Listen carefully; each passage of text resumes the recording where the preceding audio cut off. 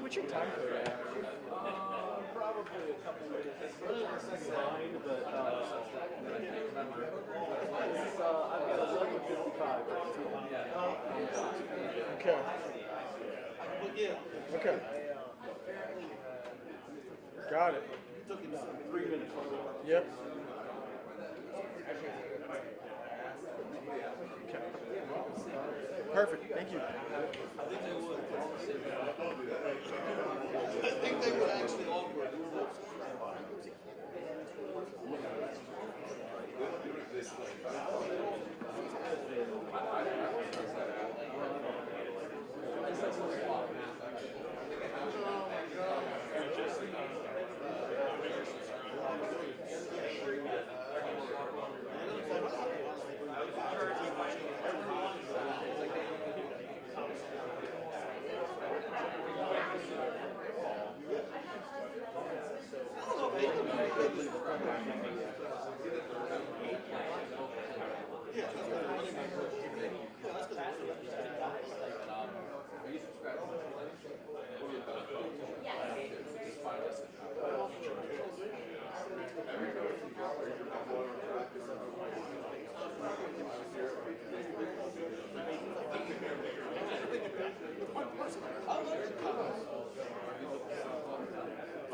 I was here every night.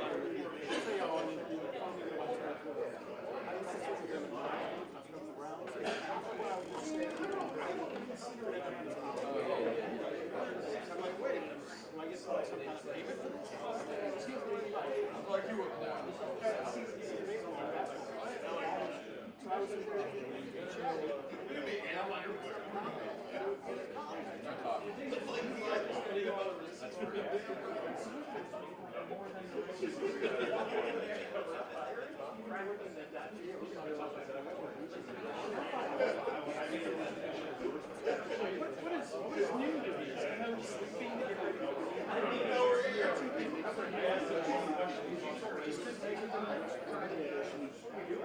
Stay tuned with June when they're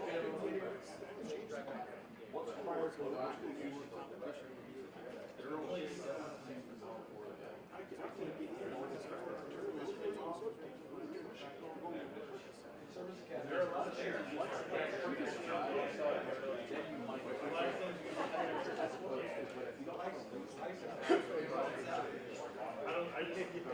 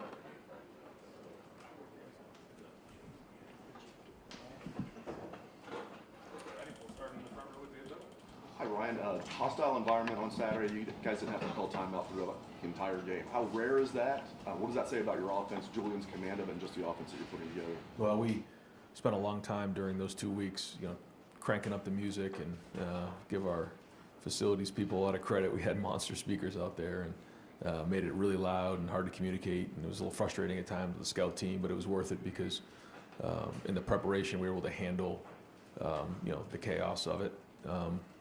So I thought that was good. But again, always, as a coach, you're always thinking about the things we got to get better at. But I will say that I thought our guys handled the environment well. I do think that there was a reference point for some of these guys coming in. Maybe some of them didn't play last year, but Julian, for example, traveled to Oregon. He traveled to Penn State. He was at all the playoff games, so he knew what that was like. Carson and Luke, both who were involved with all the silent count, had played with the silent count in the past, and that's a big piece of it. When your quarterback has poise, and then your center and guard who's turning back and part of the operation has poise and composure, it kind of calms everybody down back there. That being said, we had the one false start, but that actually, Julian started a cadence, so we got a little screwed up there. But it's the other penalties in the red zone that got us off track, and those are things that can't happen, especially when we're in a game where we only have 6 possessions. We've got to be efficient, and that's an area we're going to focus on this week. Ryan, Rutgers found success on the ground against Minnesota in a way that the first 3 opponents hadn't. What's the challenge trying to control the line of scrimmage against their defensive front? Well, they historically have played very, very physical against the run and continue to do that. I thought Rutgers had a really good game plan going in, but they're well coached and play really, really hard and have good players. I respect PJ Fleck as much as anybody in the country and their coaching staff and how hard they play, and so it'll be a challenge. You don't play Minnesota and think you're just going to run the ball without a lot of hard work. And so, we're working hard this week to put a good game plan together, and then we need to, put that to work here on a Tuesday practice and a Wednesday practice and a Thursday practice to get ourselves prepared to go play. And that's the routine that we're looking to master right now. So team meeting at 2:30, and we'll have a buddy Tuesday and get to work on it. Right. When you have a player like Davis Igbenogson, who a year ago obviously had a lot of issues, let's say, with penalties and that the discussion around him, and then you see how he's bounced back in the first 4 games of this year.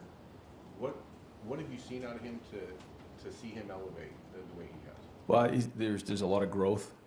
Davison has always brought an edge to him. That's why I love having IGB around me. He just brings great energy to the table. There's an edginess, there's a toughness, there's a competitiveness, a grittiness, and he's aggressive.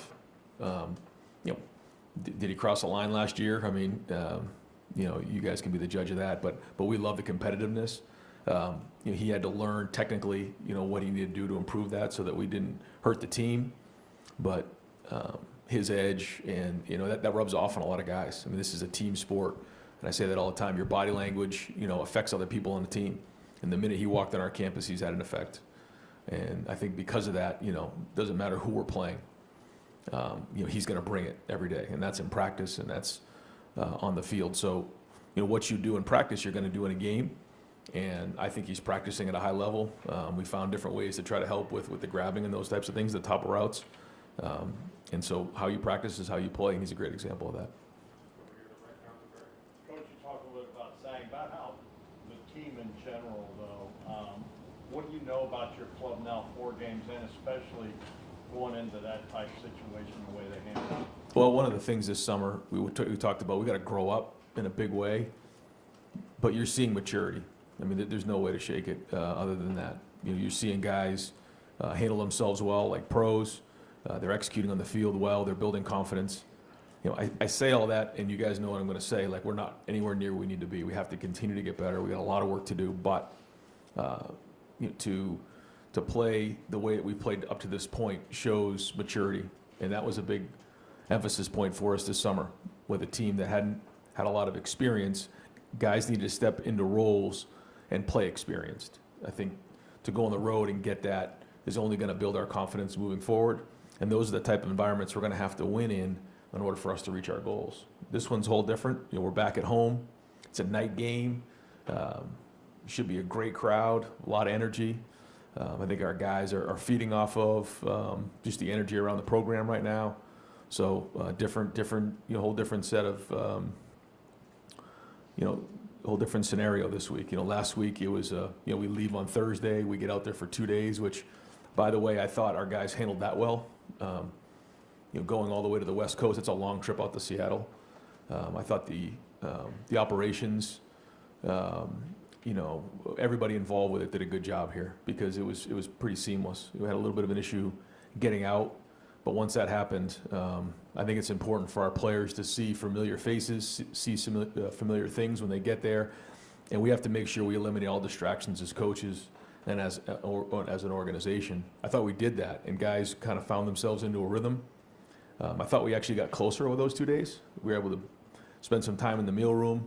We watched that Florida State-Virginia game, and just the amount of camaraderie that was going on and bonding in those meal rooms during that time, I think was good.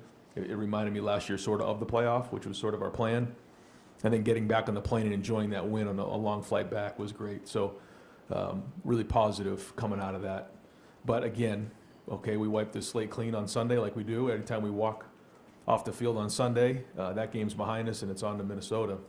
And they bring their own set of challenges. But it's good to be back home and back in our routine. Brian, I remember there being times with Justin and then CJ where you'd say your favorite throws were the ones that they threw away, right. Decision making. Julian seemed to do that maybe more on Saturday than he had in the first few games. What was your evaluation of the decision making process and then signs of growth there, I guess, maybe? Yeah, I thought there was definitely some of those, and there was one in particular on the naked that we got to find a way to throw that one away. We can't take negative plays in a red zone. That's for everybody.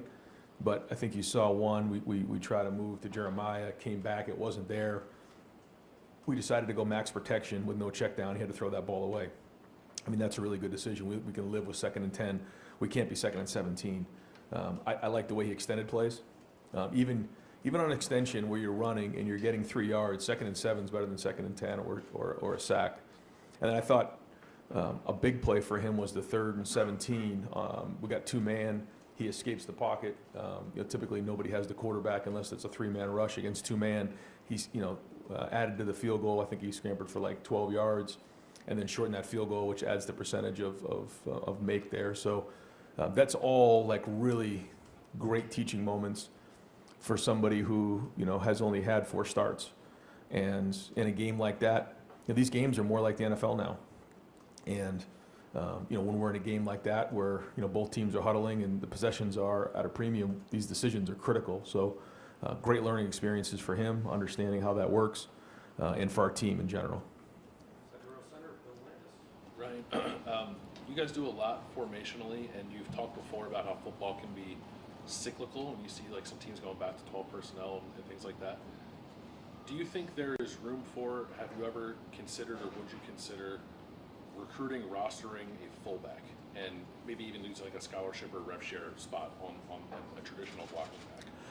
Well, I think you're seeing us play with, a fullback, quote unquote, in the backfield, but we feel like the skill set can be handled by our tight end body types. Now, if there's somebody that,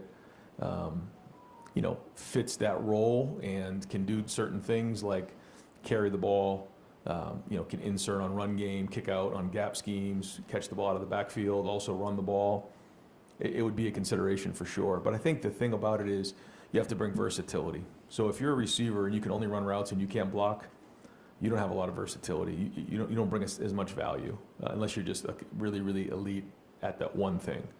If you're a tight end, you can only block and you can't run routes, or you can run routes but you can't protect, you don't bring as much value, because eventually what teams are going to do is they're going to say, when he's in the game, he's doing this.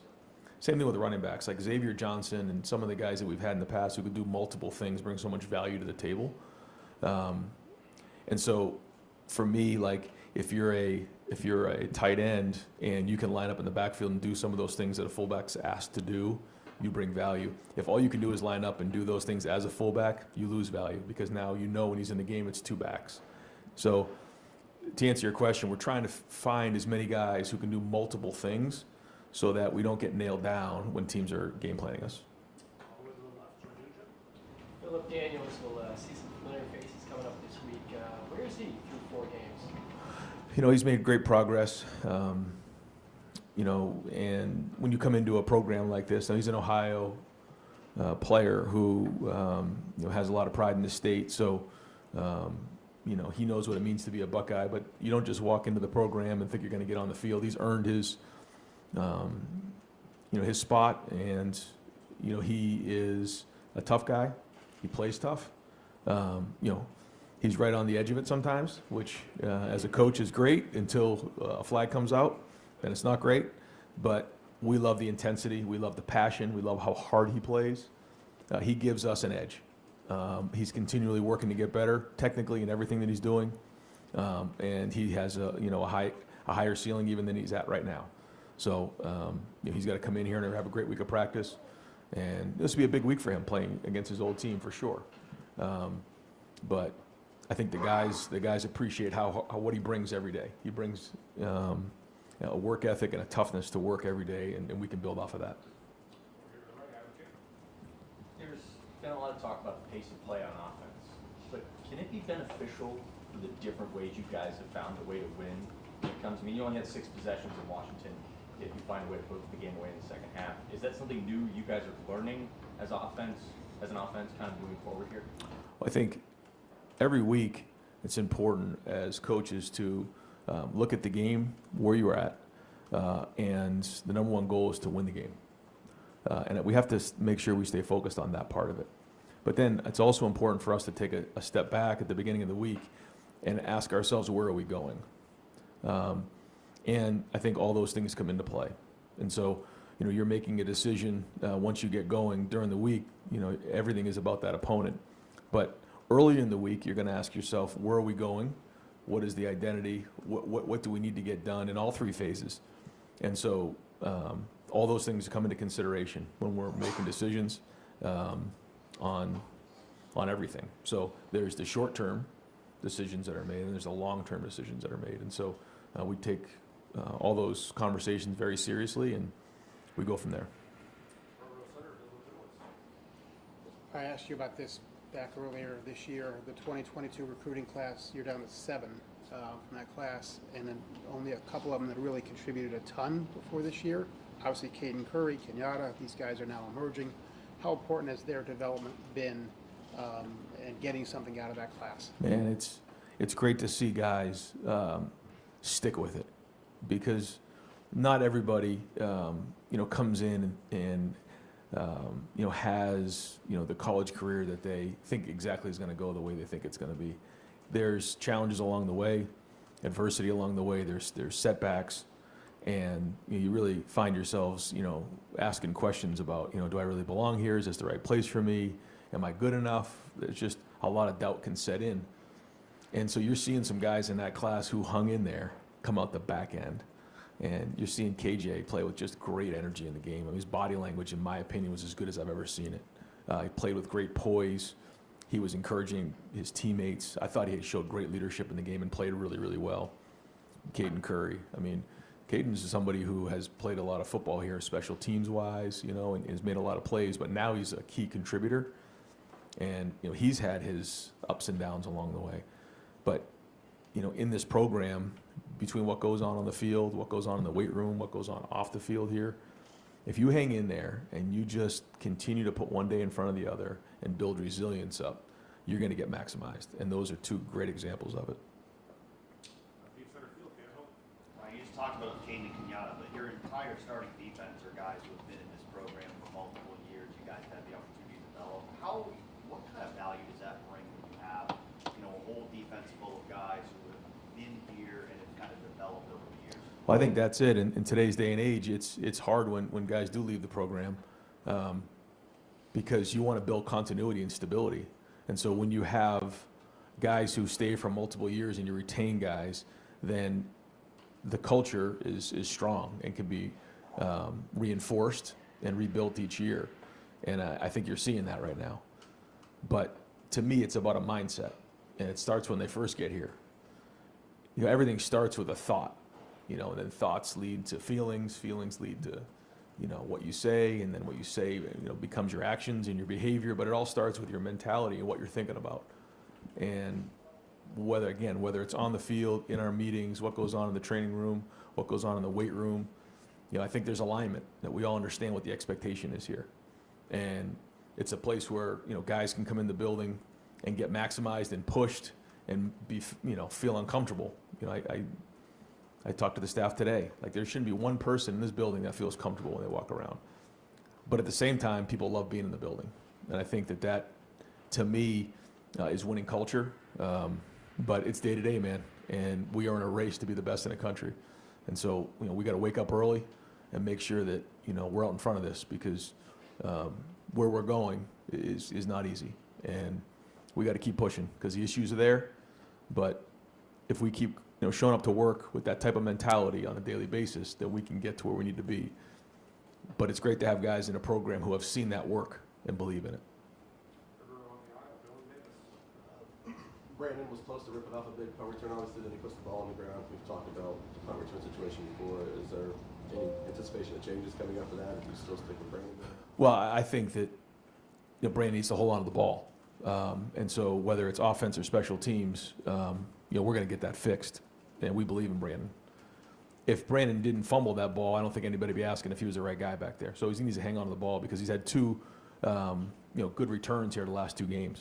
And that's the bottom line. So we're going to count on him getting that fixed, making sure that the ball's not on the ground. He needs to bolt it in high contact areas. And we believe in him. He's a guy that, we see it every day. And nobody hurt more than he did when he put the ball on the ground, because we all know what a big point in the game that was.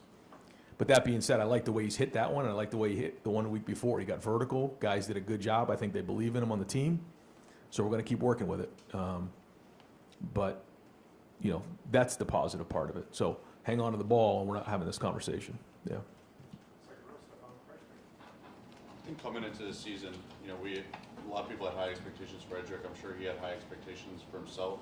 You talked about inconsistency last week, but I guess the mental side of it, like, what's your message to players, kind of going through it, trying to get right and keep him involved as the season progresses? Well, that's kind of what we were talking about. When you're a young player, you think and sometimes you don't. I think you need to rely on your coaches and guys who have been through it before. When you face adversity, to look to them for advice. And the biggest thing is just keep putting one foot in front of the other. Avoid all distractions. And I think, not in particular here, but just in general, when you're a young player, now more than ever, there's a lot of distractions. And the focus has to be on where they are right now and having a great Tuesday practice. That's all that matters. And staying focused throughout a whole practice, staying focused throughout a whole game, concentrating on the meeting at hand or the walkthrough is very, very important. And so as you get older, that becomes easier, I think. And that's where you can gain an edge against your opponent. So that's just one example. There's a lot of things when you're a young player that you have to continue to work through. But a big part of it is showing up every day and understanding, we say it all the time, that scarlet line that we cross when we walk on the field every day. The game doesn't care what you're going through. The game doesn't care about your feelings. It doesn't care if you're having a good day, a bad day. We had I'm not going to get into it last week, we had a guy who was sick all week. Didn't say anything to anybody. The game didn't care. He graded out a champion. Like, that's being a pro. That was a veteran guy who was, under the weather, but you never felt it all week because the game doesn't care. Once you cross back over the scarlet line, that's why you invest in your faith, your family, and your friends to rely on them to help you through those times.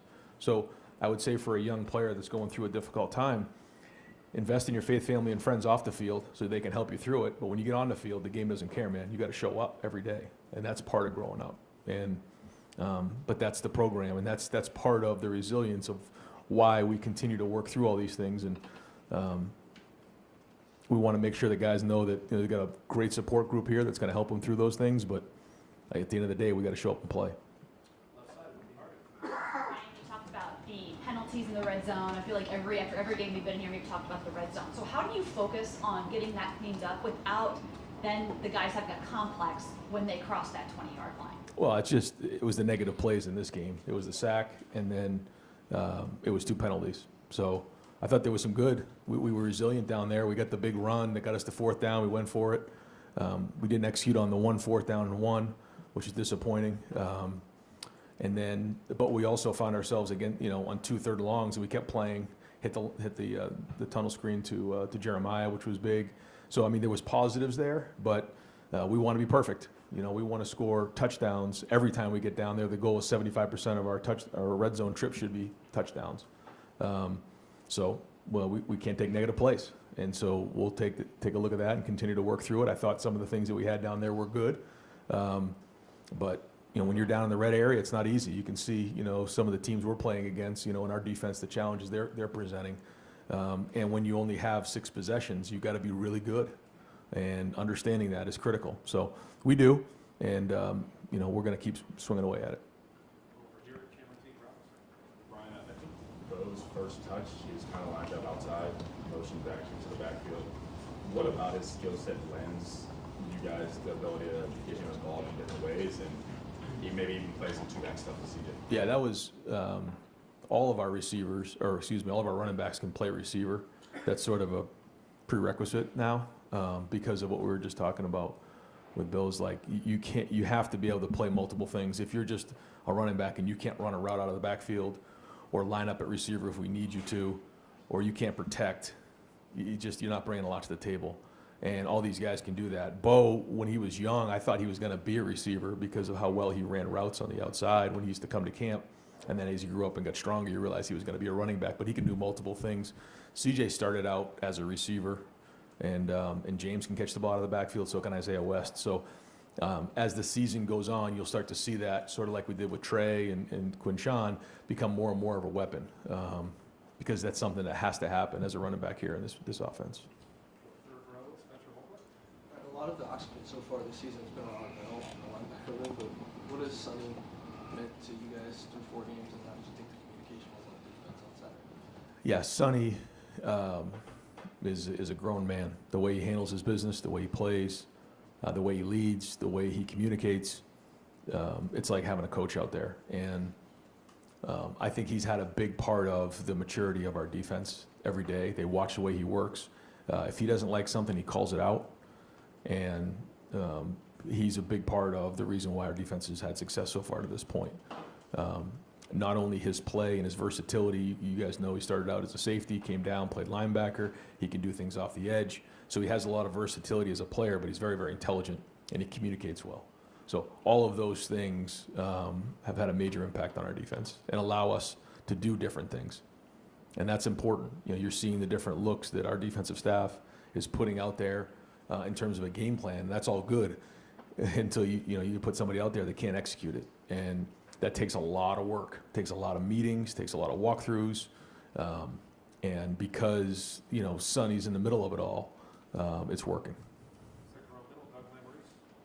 Ryan, just like point of information, would you mind running through how you guys coach up the different special teams units this year with the staff? Yep, so everybody's involved. What we do is we meet here on Tuesday morning at 7 a.m. with everybody involved with special teams. Offense and defensive line, quarterbacks aren't involved, coordinators aren't involved, but everybody else is. So we got an army of people in here working on special teams. Rob Keys heads it up. He does punt return. He's sort of the point man there, and then each position is coached up by somebody individually. Then on punt, McArary heads that up, again with a lot of help from different folks. I'm involved with it all. Kickoff return, Nate Ebner, game plans that, gets up in front of the group and coaches that, again with a lot of help. And then James Laurinaitis does the kickoff. So, we have multiple coaches up in front of the group, which I think is good for our team. It's a different voice, it's a different attack. But it's also accountability for everybody. We're all involved with special teams. And it seems like you've been talking a lot about situational football with fewer possessions in the game. It seems like special teams could become even more important. Huge. How do you feel so far for a month into the season about your special teams? Yeah, I forgot about field goal because Tyler Bowen does the field goal, and then on defense, everybody's involved. But Sam McGrath really helps with that, and I thought they did a nice job, like, for instance, on the field goal. That was a huge stop in the game. Apparently they maybe saw something on film, and we were able to change that up. But But yeah, those are the plays. You don't make that play and they get the fake field goal and score a touchdown. You never know what happens. The punt return, we fumble, we don't fumble. Who knows what that game looks like? So we're not pleased with the kickoff return getting towards midfield. We're going to get that fixed. That was a misfit. But to your point, every play matters more and more. And so we got to be, special teams have to be an advantage for us. We put a lot of work into it. We got a lot of buy-in in the program through coaches and players. And, so we say our best players play. And if we decide to pull somebody out, it's because we decide to. And then we try to find, young guys to get in there. Aaron Scott's a player who, to me, he made the play that he made in the game through the last couple of weeks. The last 13 times that we've run down on kickoff, he was the first guy to the 30-yard line. Then he gets there, in the game, and he makes that hit inside the 20-yard line. Why? Because for the last 13 times, he was the first guy to the 30-yard line. It's a great example. Aaron Scott's going to start playing more football around here. And so that's how you cut your teeth on special teams, and that's the culture that we have, and the guys buy into it.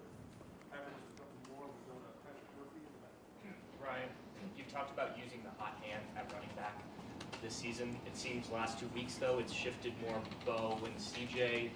I know James got in some. Are you comfortable with that type of rotation? Do you want 3 guys? Does it change game to game? How do you guys evaluate just how that's gone so far?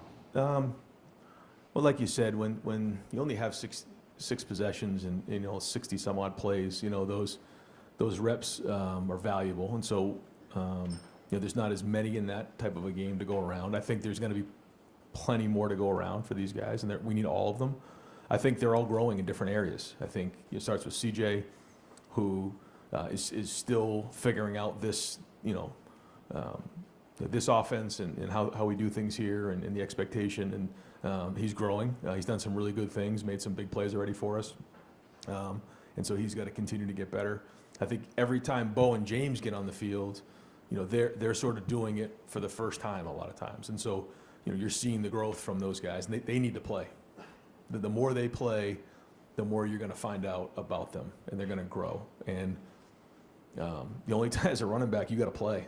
And the quicker they learn, the better their career is going to go.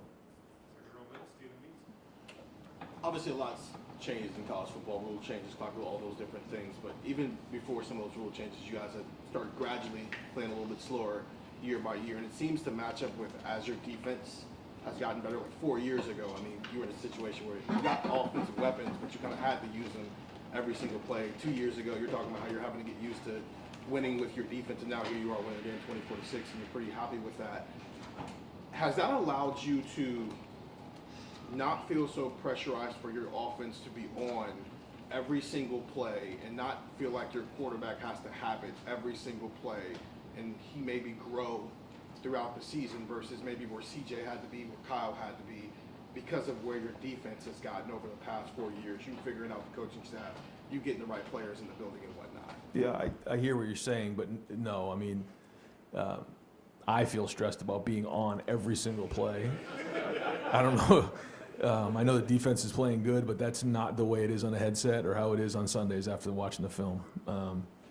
We expect to execute at a high level, and when we don't, it doesn't go very well. So, there are certain strategies that we're using for different reasons. I won't get into all of them on how we're attacking some of these games. With, again, kind of what we were talking about before, the short-term goal of winning, and then you have to look at it from a wide lens of where do we need to be at the end of the season. And, we can't, it's such a balance, we do have to be right now. We have to take it game after game, day after day, putting one game in front of the other, all those things. But at some point you got to look out and say, okay, this is a long run, a bunch of sprints, not a marathon. That's sort of how we look at it. But when you look at it from a wide lens, we have to have a plan on what we're doing. And there's a lot of different things that go into that. But one thing that isn't compromised is the execution. That has to be at a high level. So, we're chasing that, and we need to. I think we had 16 plays on Saturday of over 10 yards. I think that's what it was. And I think it was more like 25 plays over 8 yards or something like that. It was close. When you have 60 plays, that's a pretty good day at the office. But situational things come in, and when you only have 6 possessions, it can go fast. So all those things are taken into consideration, and we're expecting, though, to score touchdowns every time we touch the ball. Do you know what your offense is? This is automatic. This is what we know we're good at, and so now you're kind of poking holes to see what's still, to the point of your bigger picture. The focus maybe is on what do we need to get better at week in, week out versus we know we can do this and we can pull this out of our hat whenever we feel we need to. I think you have an identity and you have a core of what you think you are, and then you go into other areas to figure out how you can diversify. And I think that's the balance we try to find every week. Last question, Just a throwaway question. Have you thought about moving Jaden Fielding to gunner on punt return? Well, I think we've had 6 returns, and he's had to make 2 tackles, so that's not a good percentage for the kickoff team. But having a kicker that's willing to do that, what does it do for you? Well, he was special teams player of the week because of it. He and Aaron Scott were special teams players of the week, and he made his field goals here, but then he stuck his nose in there and got him on the ground. When if he didn't do that, Paul would have been past midfield at the very least. So. That's why the kickers are involved in everything, mat drills and everything we do in the weight room. And he got run over slow, but he got him down, so that was good.